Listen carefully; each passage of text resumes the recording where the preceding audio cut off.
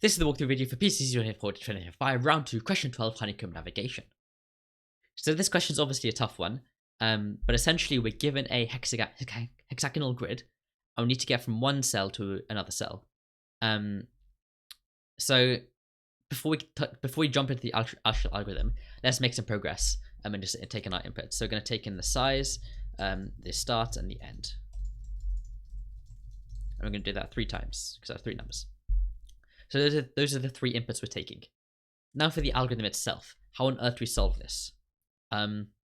Okay, so I guess if this was a square instead of a hexagon thing, this would be way easier, right? Like you just find your coordinate and then find like the Manhattan distance between the 2 coordinates, which is like the x and the y differences added together. But this isn't a square. But I guess one thing that kind of makes sense is what you need to do is you need to create some sort of coordinate system to represent every hexagon, and this is where you can split I guess down multiple paths. Like you can either use like traditional hexagrid systems, and actually Red Blob Games has a really good blog about this. It's all about how you can create a hexagonal grid coordinate system, and it's nice and interactive, and it goes through multiple different systems. So this might be useful, and maybe a couple of you have seen this before, but I imagine even if you have, no one has memorized like any of the stuff on here. And so I think it's a bit unreasonable to kind of expect you to kind of have seen this before, or especially known it before. So we're not going to necessarily use that method. I'm going to show you the method I came up with when I was actually solving this, like kind of under timed conditions and without any external resources. Because I think my method, it's a bit long-winded, it's not as elegant, but I think it's a bit more intuitive, and it's something you can definitely figure out yourself within half an hour during the competition. So if you want to research hexagrids and 3D coordinate systems, definitely do that because they're interesting. But otherwise, I'm going to show you my method.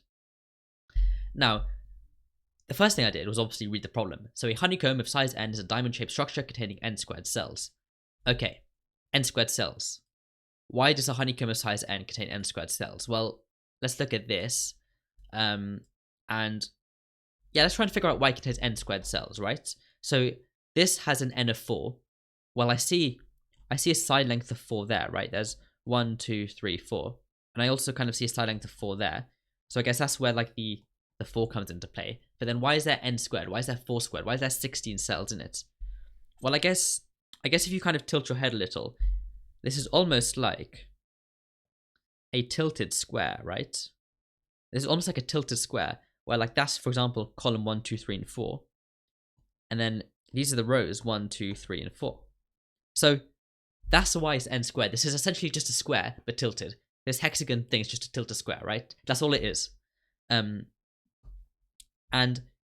that basically kind of tells us a lot of information. I think this is kind of one of the big useful things. I'm struggling to erase this. Okay. And the reason it's useful is because once you realize that, essentially this side and this side are both kind of like sides of a square, well, if this was a square problem, you could just use standard xy coordinates, right? Like as we discussed earlier. So let's just do the same thing. Like let's say this side is x and this side is y. So that means you kind of tilt your head in that way. And because this is Python, we're going to say that this is x equals 0, 1, 2, and 3. And same thing on this side for y's. So what this means is that all of this is y equals 0. This is y equals 1. This is y equals 2. And this is y equals 3. And the same thing on the x side, right? The x coordinates, like these are all kind of rows. Yeah, they're essentially rows in our xy coordinate system. So what is 9? Like what's the coordinate for 9? Well, it's on this x row, which is a 1, and it's on this y row, which is a 2. So the coordinate for that 9 is a 1 and a 2. And let's say what's the coordinate for 11? Well, it's on this x, so that's a 3, and it's on this y, which is a 1. So the coordinate of 11 is a 3, 1.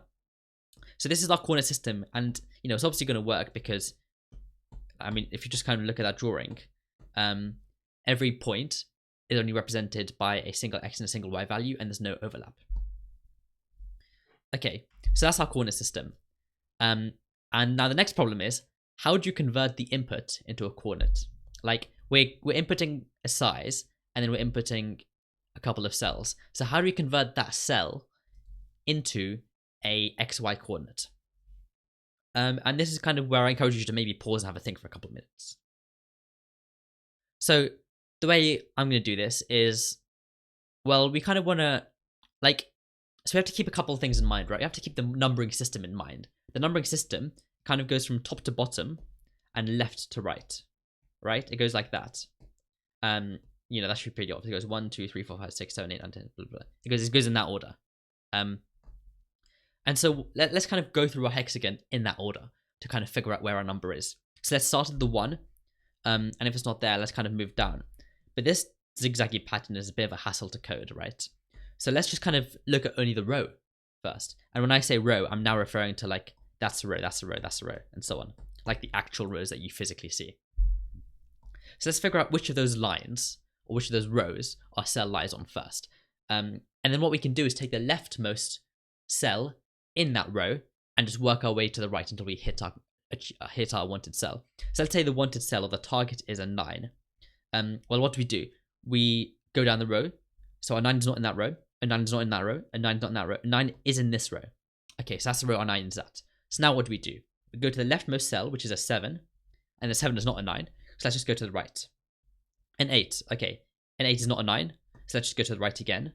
A 9 is a 9, so we are at our target now. And this is kind of the path we're going to write in our program. We're going to go from top to bottom until we find the correct row. And then once we find the correct row, then we're going to go from left to right until we find the correct cell itself.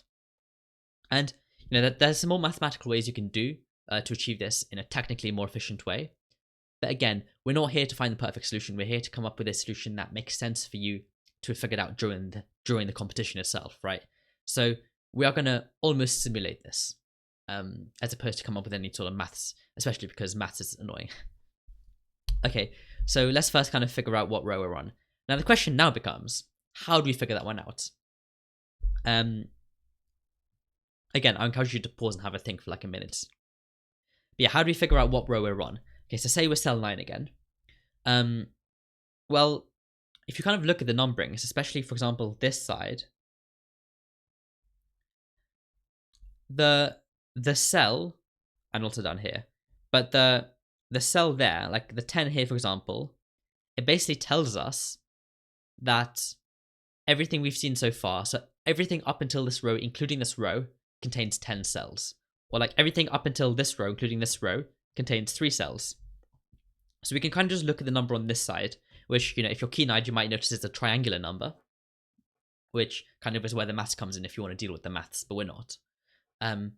So you kind of you basically just look at the rightmost element or the rightmost cell of each row, and then that value indicates up until what point have you reached, up until what cells have you reached. So up until this point, what cells have you seen? We've seen cells 1 to 6. Up until this point, what cells have we seen? We've seen cells 1 to 15. And so we can basically figure out if our target is a 9, we just work our way down these rows. So is a 9 less than a 4? Nope. A 1. Sorry. Nope. A 3. Nope. A 6. No, we still haven't seen this 9. A 10. Yes, a 9 is within the first 10. Therefore, we have now come across the 9. And now that we've just come across the 9, that must mean that the 9 is in fact in that row. And so that's how we identify the row. So let's write the code to do that first.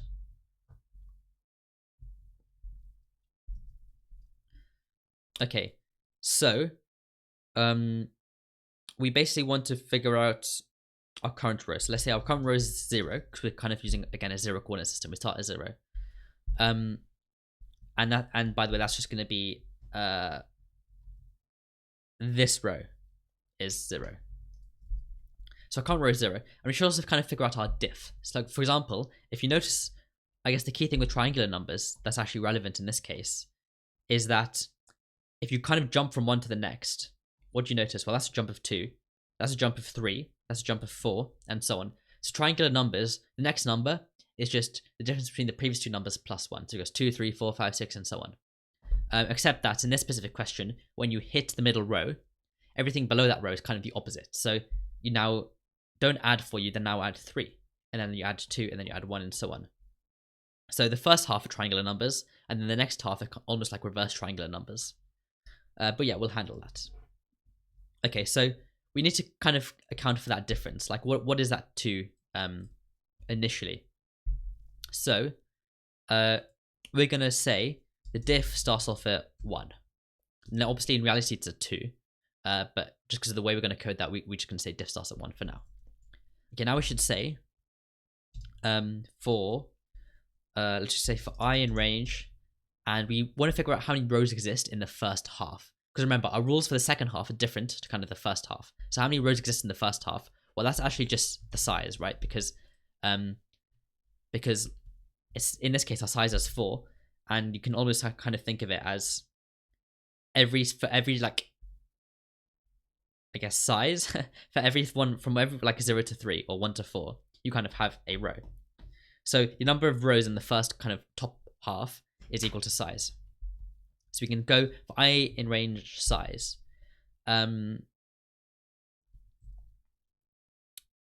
Now, actually, I was wrong here. We don't want this to be diff. We want this to be the number of cells we've seen so far. So the number of cells we've seen so far starts off as 1. So let's just say cells equal 1. Yeah. So that's going to be a 1, then it's going to move to a 3, then it's going to move to a 6, then it's going to move to a 10, then a 13, 15, 16. So cells just kind of represents the rightmost value of each row. And then therefore we obviously start at 1. And then I think this should probably be diff. So the diff is actually what's going on here. And what's the very first diff we deal with? Well, the very first diff we deal with is a 2. And what's the last diff? Well, the last diff is size. And so just make sure we encompass that in our range. Let's just do size plus 1. Okay, so sorry about that mistake. But essentially, our row variable is our current row. We start at row 0. Our cells variable is essentially the rightmost thing that we see like there. And so we start off at 1. And then the for loop kind of just figures out what diff we are at. Okay, so now at every step, we now want to first figure out if this is our current row. And the reason we're figuring out if this is our current row before increasing our row is because we started the first row already. So we need to check, like, in the case we are inputting a 1, we need to ensure that's still accounted for. So that's why we're writing this code in this order. So we're going to ask the question, is this the current row? How do we know if it's the current row? We know if it's the current row if the rightmost element is bigger than or equal to the target element. So let's just say target, for example, is, let's say target is start. So we're going to say if the rightmost element, so if cells is bigger than or equal to target, then we are on the correct row. Okay, we are on the correct row. So what we want to do at the end of the day is kind of break, because we are now on the correct row. But before we break, we should probably also do some maths. But before we do the maths, let's kind of just finish off the rest of this for loop, which is, if this is not the correct row, what do? Well, we kind of just add the diff to our cells. So cells plus equals diff to get the next number, so the 3, and then the 6, and the 10, and so on. And we also need to increase the row by 1, because we've now just gone down a row, right? We've now gone down to that row, and then that row, and so on. So that's kind of the main for loop done. And now we need to kind of write what we actually want done within this if statement. So if we are on the correct row, what do we want to do? Well, if you remember from earlier, we said we're going to go to the leftmost cell and then keep going right until we find the target cell. Let's make that less thick. So say, again, let's say the target is 9. The leftmost cell is a 7. So how do we know what the leftmost cell actually is? Well, we can look at the previous row, the previous rightmost cell from the previous row, and just add 1 to it, right? Because this is a 6, and then therefore the next one on the next row is going to be a 7, right? So to figure out what the leftmost number is, we just kind of look at the previous one, but then add 1. So what is the previous one equal to? The previous one is, well, let's say leftmost is going to be equal to the previous, and the previous is our current cells minus the diff plus 1. Okay, so this is the previous. So this is the equation for the previous. So it's the cells minus our diff. Remember, our diff is actually the next diff, right? So in this case, our diff is actually a 5 and not a 4. No, sorry, that's wrong. Okay, so say we've hit, okay, this is confusing. So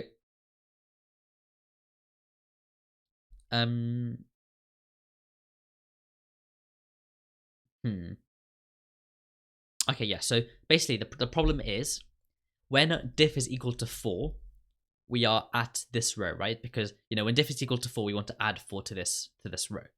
And so if we are on this row, what we actually want to do is go back to the 3 from here. And so the difference between our current rightmost and this is not 4, but it's 1 less than 4. It's the previous diff. And the previous diff is like it is essentially diff minus 1. That's what the previous diff is. So we want to take the previous diff and we want to get cells and minus the previous diff from cells. And so that results in this equation, which is kind of the same thing as just saying minus diff plus 1, which is what we had earlier. But let's leave it like this because it's more intuitive. So this equation right now is the previous cell. So it's the previous rightmost cell, which is, for example, a 3.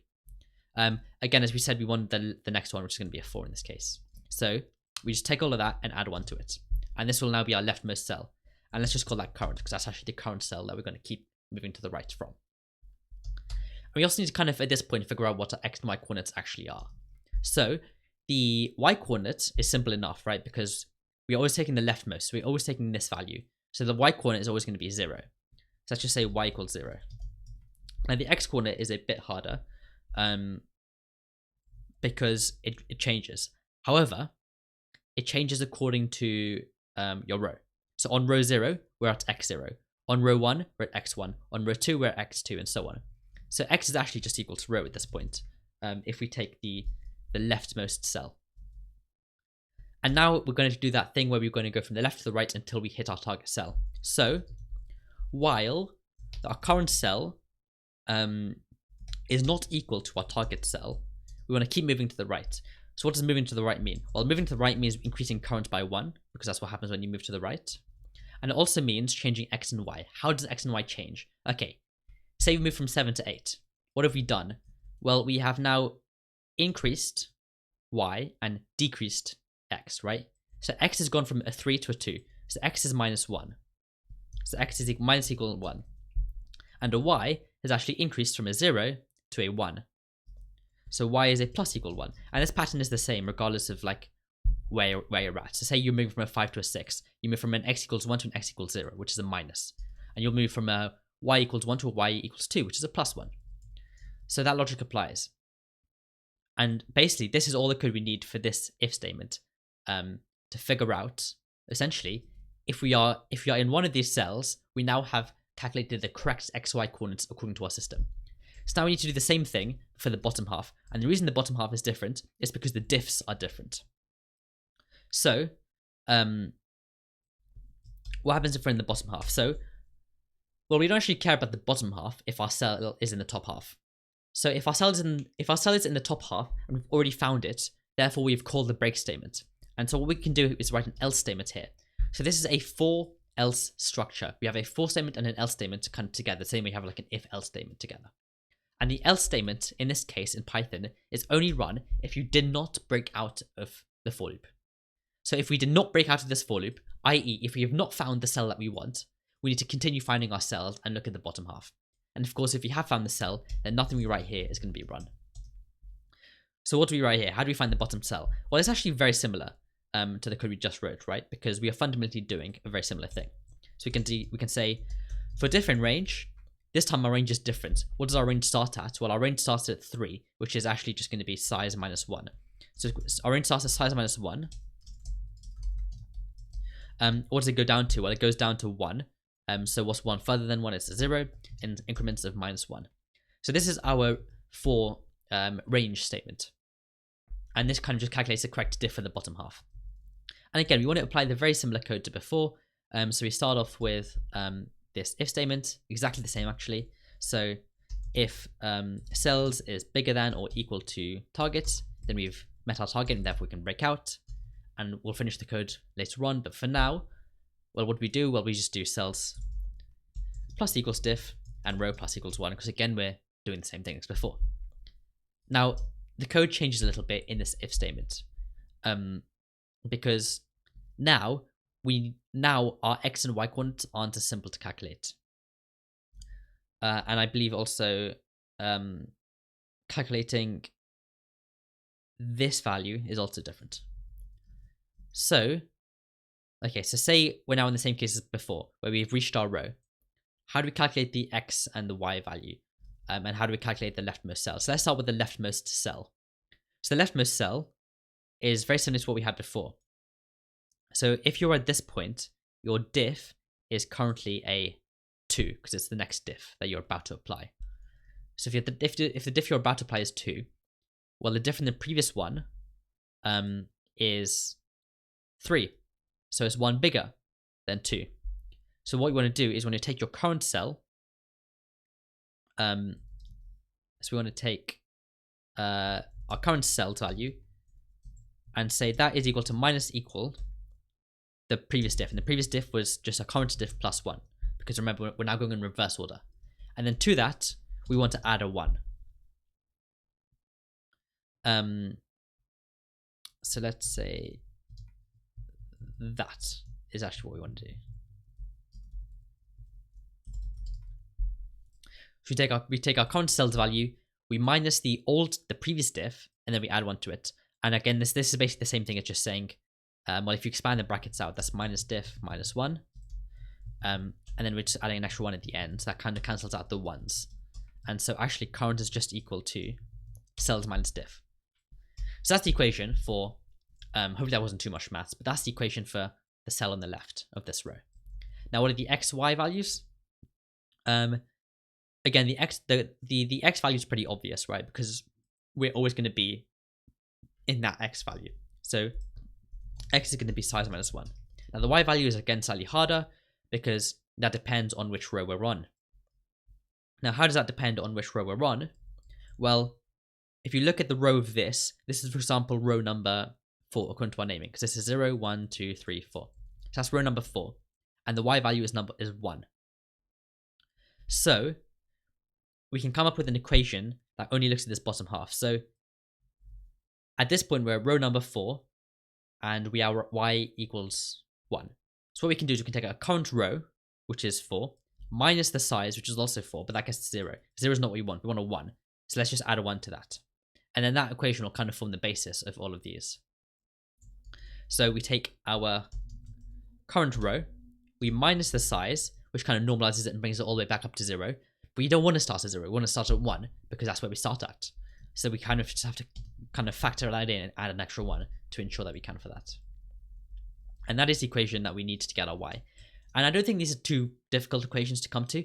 If you kind of just look at this test case, this diagram for n equals 4 or size equals 4, then I think it's easy enough to just kind of look at one example, one very specific example, and come up with an equation, and then just check it with, like, let's say check this with 14 and check this with 16. And if they work, then it's the correct equation. So yeah, that is actually our thing done. So this will give us the correct xy values, or the correct xy coordinates given a target. So let's throw all of that into a function called def coords, and let's have target in there. And let's add all of that into the function. And let's get rid of that line. Oops. Let's get rid of that line up there. So now we have a function to calculate the coordinate. Let's actually get the coordinates.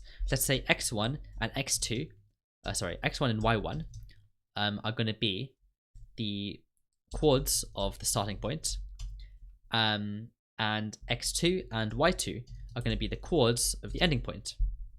And in our function, let's just make sure we actually return the x and y coordinates that we've calculated.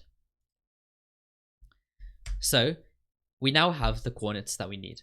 So now the next question becomes, given the coordinates, how do we figure out the shortest path between two cells?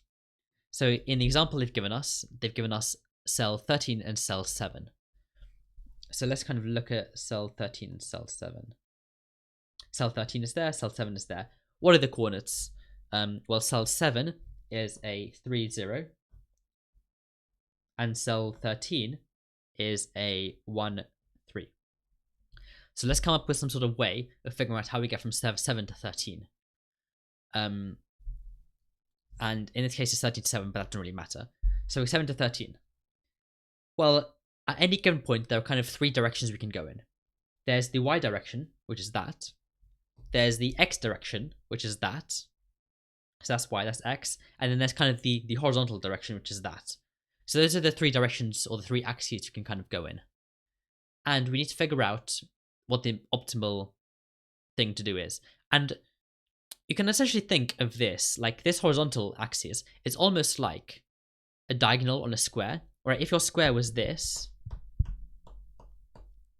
you can think, and let's say that's x and that's y. You can think of the diagonal axis or the horizontal axis as going up a diagonal, right? And if you like move your head correctly or tilt your head enough and kind of picture this in your head, that does make sense. Like the diagonal is converted, this diagonal is converted into that horizontal. And of course, intuitively makes sense. If you're dealing with squares, diagonals are much more efficient because if you go down a diagonal, you go down both an x and a y at the same time. So you change both of your corners at the same time. You're 2 corners closer to your actual answer. Whereas if you only go down the x or only go down the y path, you're now only 1 corner closer to your final answer. So clearly we want to prioritize going horizontally, right? We want to prioritize going in the diagonal because that will change both an x and a y coordinate. And that will get us closer to our goal. And you can kind of think of it like we want to keep going down the horizontal until we are either in the x or the y row or column or whatever of our answer. So are we in the x or the y of 13? No. So let's move to 8. Are we in the x or the y of 13? No. So let's move to 9. Are we in the x or the y of 13? Yes, we are in the x of 13. Now that we're in one of the x or the y of our target, this becomes a very simple problem because that means our change in x to go from 9 to 13 is 0 because we're staying on the same x equals 1. And our change in y is just the difference between the two y coordinates, which in this case is the difference between a 2 and a 3, which is just 1. So yeah, there's one step. So hopefully that made sense. And just for a quick recap, what we want to do is we want to move horizontally until we hit either an x coordinate or a y coordinate of the final answer. And then at that point, we just add the x and the y coordinate together. So we're prioritizing horizontal movements first. And the reason we're prioritizing horizontal movement first is because we change both the x and the y. If you recall back to earlier, when we moved from like a 7 to a 9 to figure out what corner the 9 is at, well, what we're doing there is where every time we move, we're minusing 1 from x and adding 1 to y. We're minusing 1 from x and adding 1 to y. And that is kind of like, that works in our favor, right? Because we're doing two things at once, instead of just one thing at once, if we were to move down that axis or that axis. So it's a bit confusing, but I really encourage you to kind of go on this journey yourself, because I think it's very possible that you would have come up with this yourself. So now let's figure out how you actually code that. So you want to figure out how many horizontal steps you can take. As we said, the number of horizontal steps you want to take is until you hit either an x or a y axis of your final answer.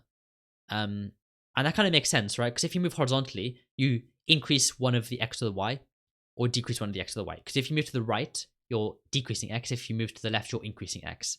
And you're doing the opposite thing to y. So we want to keep doing both to get to our goal.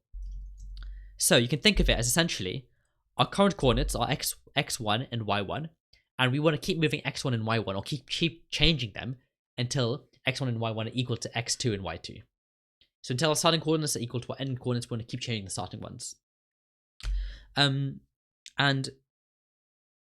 that essentially means that our goal is to make the difference between x1 and x2 0, and the difference between y1 and y2 0. So that sounds like the differences are useful. So let's calculate the difference. Let's say diff x is going to be equal to x2 minus x1, and diff y is going to be equal to y2 minus y1. Okay, so now our goal is to make diff x and diff y equal to 0. Because if they're equal to 0, then we've moved from our starting position to our ending position correctly. Okay, so how do we deal with the horizontals? Well, remember, diff x or diff y can be positive or negative, right? They just represent how many steps we need to go in either the x or the y direction to get to our final answer. But we just discovered the shortcut where you can move horizontally and change both x and y at the same time. So one of the ways to change x and y at the same time is increasing y and decreasing x. So we can say if x is smaller than 0 and y is bigger than 0, then we can move to the right in our horizontal fashion. Because if we move to the right, we increase x. We get x closer to 0. Let's make that dx, diff x. So if we move to the right, we bring our diff x closer to 0, which is the target. And we bring our diff y closer to 0, which is the target. Because, diff y is bigger than 0 in this case, and diff x is smaller than 0. So if that's the case, let's move to the right. And how many steps to the right can we take? We can take as many steps as we need until one of them is equal to 0. How do we figure out how many steps that is? Well, we can do this in a really quick way, a really elegant way, which is the first time we're using something elegant in our code. We can take the minimum of diff x and diff y. But since diff x is a negative, let's turn it into a positive just by adding a negative sign in front of it. So we're taking the minimum of essentially the two absolute values. So this will kind of give us the minimum number of steps we need, or the number of steps we need until one of them hits a 0. And when one of the diff x or diff y hits a 0, we are significantly closer to our target. So let's say horizontal steps is equal to that. And for every horizontal step, we want to decrease x by 1. And we should probably change this to not horizontal, but right steps. So x decreases by 1. So we can do diff x is equal to itself minus right steps. And for every horizontal step to the right, diff y increases by 1. Sorry, decreases by 1. No. I messed up here, didn't I?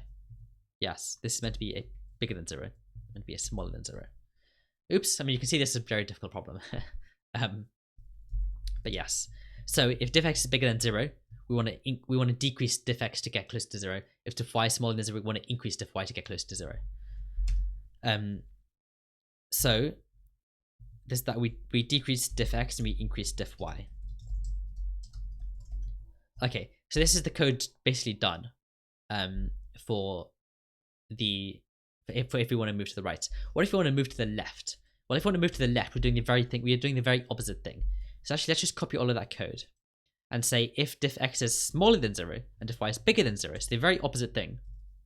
We want to do, again, the same thing, but the opposite. So let's just say left steps. Change that to left. Change that to left. And the minus signs here now should be the other way around, because now diff x, my sign up there should be the other way around. So like everything about this is kind of just the opposite of this. So we also need to change the plus signs to negative signs to plus signs. And if this made sense to you, this should also make sense because it's exactly the same thing, just going left instead of right. Now we also need to figure out the total steps that we have moved. So the total steps we've moved at this point is at this point is 0. And at this point, we have now moved right steps as many times. So total plus equals right steps. And very similar thing down here. Total plus equals left steps. And actually, I'm going to say total doesn't equal 0 at the beginning. It equals 1. It equals 1 because we have to count the cell that we are currently in. Because we count the starting cell, including the starting and destination cell. So we count the cell we are currently in. So we are currently in one cell, and then we move this many cells, or this many cells. And then very finally, how many more cells do we need to achieve our goal? Well, it's just going to be the absolute value of diff x and diff y, right? Because at this point, we are now either in the correct x axis or the correct y axis. And therefore, one of the diff x or the diff y is equal to 0, and one of them is equal to a number. It could be negative or could be positive. Let's just make them both positive to ensure that we actually add instead of just negate. So let's just say abs diff x and abs diff y. And what we want to do to the absolute values, we want to add them together. Again, one of these is going to be equal to 0. We don't really care which one, but one of them is 0, and one of them is a number of steps that we want to take. And that's why we're just kind of dealing both of them at the same time. And we want to add all of that to total. And then the very final answer should just be total. So after lots of code, lots of thinking, lots of struggle, lots of errors, we still get 0 out of 10. Okay. Let's figure out why we get 0 out of 10. Let's do that. as you can tell, I'm going to kind of keep all of these bits in because you can like see actually how tough this problem is. Okay.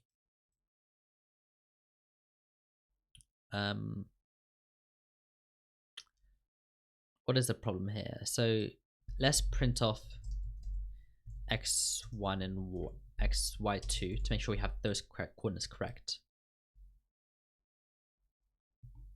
And what are we expecting? So we're expecting 13 to be x equals 1 and y equals 3,